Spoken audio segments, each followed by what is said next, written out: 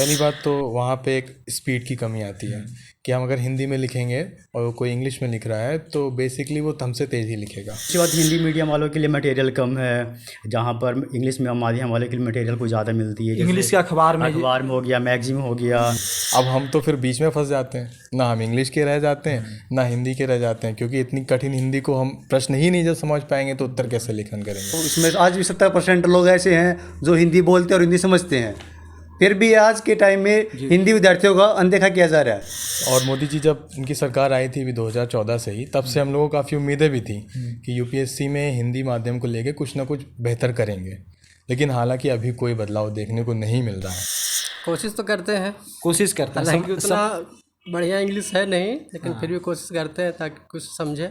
कोशिश करते हैं। हाँ। नमस्कार, आप देख रहे हैं लाइव सिटीज़। मैं हूं आपके साथ सौरभ राज।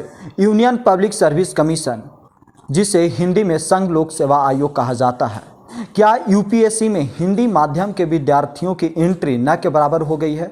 क्योंकि साल 2008, 9, 10 तक जो यूपीएससी के पूरे रिजल्ट में हिंदी माध्यम के छात्रों की भागीदारी करीब 30 से 40% होती थी, लेकिन मौजूदा समय में जो यूपीएससी का रिजल्ट आता है उसमें हिंदी माध्यम के विद्यार्थियों की जो अनुपात और औसत देखी जाती है मात्र 2 से 3%। आखिर सबसे बड़ी वजह क्या है, हम जानेंगे। आज सीधे मुखर्जी नगर के एक पीजी में है, जहां पे हमारे साथ कुछ विद्यार्थी हैं जो मूल रूप से बिहार यूपी के रहने वाले हैं। आपको बता दें कि यूपी बिहार के छात्र हिंदी माध्यम में सबसे ज़्यादा रुचि रखते हैं और यूपीएससी में जाने की तमन्ना भी इनके अंदर ही होती है। इन्हीं के अंदर जो आग जलती है, जो आईएएस और आईपीएस बनने को लेकर के मुखर्जी नगर इन लोग आते हैं और दिन रात मेहनत करते हैं। लेकिन मौजूदा समय में जो हिंदी माध्यम के छात्रों की जो रिजल्ट है, जो औसत है, उससे देखकर यही लगता है कि एवरेस्ट पे चढ़ना जितना मुश्किल नहीं है, उससे भी ज़्यादा मुश्किल हिंदी माध्यम के विद्यार्थियों के लिए यूपीएससी क्वालिफाई और यूपीएससी क्लियर करना होता है। आप कहाँ के रहने वाले हुए भाई साहब? बिहार के रहने वाले हुए, अभी हिंदी मीडियम के छात्र हैं। यस, हाँ। ये बताइए कि मौजूदा समय में हिंदी माध्यम के छात्रों के लिए यूपीएससी कितना मुश्किल है और क्या क्या समस्याएं हैं? सबसे पहले तो अगर बताया जाए कि गवर्नमेंट के 2 नीति है। सबसे पहले तो आप जैसा आपने बोला कि सीसेट लागू हुआ 2007-8 के आसपास में, 11 के आसपास में लागू हुआ। उस समय हिंदी माध्यम वाले को लगा कि उस टाइम कि कुछ अच्छा आएगा, कुछ न्यू होगा, लेकिन जब सीसेट लॉन्च हुआ तो हिंदी माध्यम वालों को, बीटेक वाले और मैनेजमेंट वाले के ज़्यादा बेनिफिट, उनका दबदबा हो गया। ठीक है जी। तो और दूसरी बात, हिंदी मीडियम वालों के लिए मटेरियल कम है, जहाँ पर इंग्लिश में माध्यम वाले के लिए मटेरियल कुछ ज़्यादा मिलती है। इंग्लिश के अखबार में हो गया, मैगजीन हो गया, या फिर जैसे द हिंदू हो गया। इंग्लिश पढ़ना तो चाहते हैं हिंदी माध्यम में, लेकिन तो उतना मतलब कि समझ में नहीं आता है, उसके कारण थोड़ा सा प्रॉब्लम हो जाती है। मटेरियल की कमी है हिंदी में। हाँ, हिंदी मीडियम में कमी है, लेकिन क्वेश्चन पेपर सबके लिए एक होता है, लेकिन हाँ, उसमें दोहरी नीति आती है। तो और देखा जाए तो इंटरव्यू में भी पैनल में उस तरह हो जाती है, मतलब कि भेदभाव देखा जाता है कि हिंदी माध्यम वालों का अलग, मतलब कि इस तरह से इंसल्ट जैसा फील हो जाता है। आप बिहार बोर्ड से जी हाँ पास आउट हैं। हाँ। तो समस्या है मटेरियल की, समस्या है सीसेट की, इन सब मुद्दों के ऊपर आप लोग पीछे छूट जाते हैं। कितने साल से तैयारी कर रहे हैं? हो गया 3-4 साल हो गया। 3-4 साल से तैयारी कर रहे हैं। क्या उम्मीद है कि हिंदी मीडियम के विद्यार्थी जो तैयारी कर रहे हैं जगह मिलती है? जगह मिलने की तो बात क्या है, जैसे कि पहले था कि 30 से 35% पहले पास आउट हो जाते थे, लेकिन अब है कि धीरे धीरे वो रेशियो कम होते गया, अब 2 से 3% हो गया है, लेकिन 2 से 3% वाले ही तो जगह मिल पाते हैं। उम्मीद कायम है, देखते हैं। उम्मीद कायम है। हाँ, लगे हुए हैं। चलिए, मोदी जी का भी सपना है, लगे रहिए। चलिए भाई साहब, आप कहाँ के रहने वाले हुए? मैं मूल रूप से तो यूपी का रहने वाले हुए हैं। ख्वाब है यूपीएससी क्लियर करना, अधिकारी बनना? हाँ, ख्वाब है, इसलिए घर से इतनी दूर आए हैं और पढ़ाई कर रहे हैं। हिंदी माध्यम के अभी छात्र हैं। हिंदी माध्यम। समस्या कहाँ पे आ जाती है हिंदी मीडियम के छात्रों के लिए?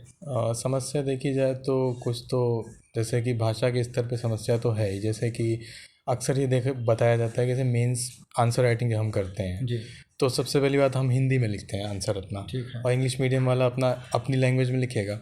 पहली बात तो वहाँ पे एक स्पीड की कमी आती है कि हम अगर हिंदी में लिखेंगे और वो कोई इंग्लिश में लिख रहा है तो बेसिकली वो हमसे तेज़ ही लिखेगा। इंग्लिश वाले तेज बिल्कुल इंग्लिश तेज़ लिखेगा क्योंकि उसमें उन्हें मात्राएं नहीं लगानी है, उसमें ऊपर लाइन नहीं खींचनी है, बिंदी नहीं लगानी है, बिंदी चंद्र नहीं बिंदु का लगानी ध्यान है। नहीं रखना तो इन चीज़ों से क्या हमारी स्पीड तो कम होती है। पहली बात हम यहाँ पे मेंस में ही उनसे थोड़ा सा पीछे रह जाते हैं। अच्छा। मान लीजिए उन्होंने 10 आंसर कर लिए, हो सकता हो कि हम 9.5 ही आंसर अटैम्प्ट कर पाएँ, 9 ही अटैम्प्ट कर पाएँ, आए का आधा आंसर वहीं छूट जाए। दूसरी बात, जब वो मेंस की कॉपी चेक होने जाती है तो जहाँ तक कि हमें जानकारी है कि जो प्रोफेसर्स या जो भी टीचर मेंस की कॉपी चेक करते हैं उनके पास जो मॉडल आंसर उनको मिलता है वो इंग्लिश में होता है। अच्छा। वो जब कॉपी चेक करेंगे तो वो तो मान लीजिए इस लायक होते हैं, काबिल होते हैं इतने कि वो हिंदी मीडियम का आंसर भी चेक कर सकते हैं, लेकिन एक परसेप्शन उनका बन जाता है ना जब उनको मॉडल आंसर इंग्लिश में मिल रहा है और कॉपी उन्हें हिंदी में चेक करनी है, तो कुछ तो उनकी मस्तिष्क माइंडसेट में कुछ डिफरेंस तो आता ही होगा। मतलब चाहे हम जितना भी बेहतर आंसर लिख लें तो कुछ ना कुछ अंतर वहीं हो जाता है। अब ये कहा जा रहा है कि अब जो यूपीएससी के जो परीक्षा देते हैं विद्यार्थी, वो बीटेक करके आते हैं, मैनेजमेंट के स्टूडेंट रहते हैं, उनके लिए आसान है यूपीएससी का रास्ता तय करना। देखिए, यूपीएससी का रास्ता तय करना किसके लिए आसान है किसके लिए नहीं, ये तो क्लियरली नहीं कहा जा सकता। लेकिन हाँ ये है कि कोई अगर बीटेक करके आ रहा है और अच्छी एजुकेशन लेके आ रहा है, अच्छे बोर्ड से पढ़ा हुआ है, तो क्या होता है कि जैसे CSAT का जो परीक्षा है उसमें बहुत खास कुछ नहीं आता। जैसे SSC जैसी मैथमेटिक्स नहीं है, उसमें बहुत खास इंग्लिश बहुत टफ नहीं है कुछ, लेकिन फिर भी उनका बेसिक बहुत अच्छा होता है, हम लोगों से ज़्यादा बेहतर होता है। क्योंकि हमने जो शिक्षा ली है, हमने सरकारी विद्यालयों में पढ़ाई करी है, सरकारी कॉलेजेस में पढ़ाई करी है, तो हमारी शिक्षा में कहीं ना कहीं उनसे कुछ ना कुछ कमी है, क्योंकि उन्होंने बहुत बेहतर अच्छे कॉलेजों से, अच्छी यूनिवर्सिटी से पास आउट किया है, तो उन्हें CSAT जैसी चीज़ें पास करना बहुत आसान रहता है। फिर हिंदी माध्यम का छात्र जब यहाँ आता है, उसे GS तो पढ़नी है, सबको पढ़नी है, उन्हें भी पढ़नी है, तो उसके ऊपर एक एक्स्ट्रा बर्डन CSAT का भी है कि उसे वो भी अच्छे से पढ़ना है, उसे उससे भी टाइम देना है। क्योंकि बहुत से ऐसे आप रिजल्ट देखिए अगर पिछले उठा के, बहुत से हिंदी मीडियम के अच्छे छात्र जो मेंस में बहुत अच्छा कर सकते हैं, आप हिंदी मीडियम के इंस्टीट्यूट्स में ही पूछेंगे तो कई बार वो प्री में ही नहीं क्लियर कर पाए, और उसका क्लियर ना करने का रीज़न सिर्फ और सिर्फ CSAT रहा है। कई बार ऐसा हुआ, उन्होंने प्री का जो GS का पेपर होता है वो बहुत अच्छा किया, लेकिन CSAT में लैग कर गए, वो नहीं पास कर पाए। कहा जाता है क्वेश्चन पेपर में भी कुछ कठिनाइयाँ आ जाती है, जब क्वेश्चन पेपर इंग्लिश में बनता है, जब गूगल ट्रांसलेट होता है तो वहाँ पे भी कठिनाइयाँ आ जाती है, समस्या होती है। बिल्कुल बिल्कुल समस्या तो होती है, क्योंकि अगर कोई चीज़ इंग्लिश में बन रही है या तो उसको कोई व्यक्ति बैठ के हिंदी में बनाए तो वो अच्छे से ट्रांसलेट होगी, लेकिन अगर कोई मशीन उसको अनुवाद कर रही है तो उसमें तो शब्द क्या होता है, कुछ ऐसे भी होते हैं जो अक्सर हमारी आम बोलचाल की भाषा हमने कभी सुने ही नहीं है, और हम जब सीधे पेपर एग्जाम हॉल में बैठते हैं और पेपर देखते हैं, इंग्लिश से भी ज़्यादा कठिन हिंदी हो जाता है, वो लगता है कि ये तो हमारे लिए हिंदी भी इतनी कठिन हो गई।